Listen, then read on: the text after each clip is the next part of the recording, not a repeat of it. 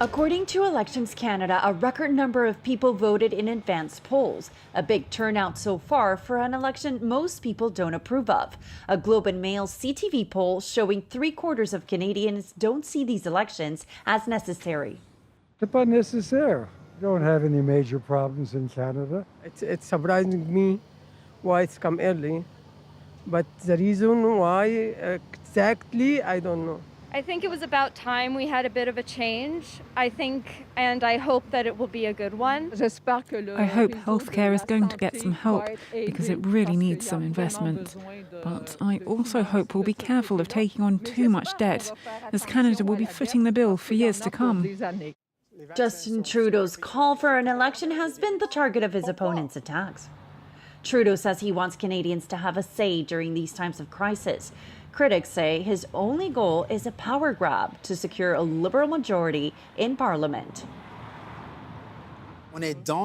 We are in a fourth wave of COVID-19. Mr. Trudeau, calling an election was the wrong thing to do when we know we still have major challenges, particularly because the only reason you called for this election is for a selfish purpose, to have more power. Trudeau triggered what is estimated to be Canada's most expensive federal election ever. Elections Canada is projecting a $610 million price tag, $100 million more than in 2019. Pandemic measures are hiking the price. Deep breath in. And there, the second dose is done. There you go, Mr. Paul, vaccination proof. The fourth wave and vaccine passports are issues for some healthcare workers. The debate over mandatory vaccination needs to be had, but does it have to be during an electoral campaign? I don't think so. In the short term, we're expecting an increase in cases in intensive care, which will probably impact how hospitals run, as it did in the past 3 waves. A year from now, we will still be dealing with COVID-19 patients. We'll need to learn to live with the disease for some time to come. Because of the pandemic and relaunching the economy, First Nations leaders say important files are taking a back seat. 2021 was also marked by record high temperatures and wildfires in the country's west. Oh, sweet home.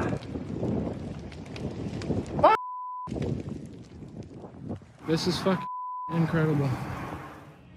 There were also shocking discoveries of mass graves in sites of former residential schools, where the remains of hundreds of children were found. The National Chief of the Assembly of First Nations calling it a cultural and physical genocide in the 19th and 20th century. It's not that it's forgotten, it's actually that it's being ignored.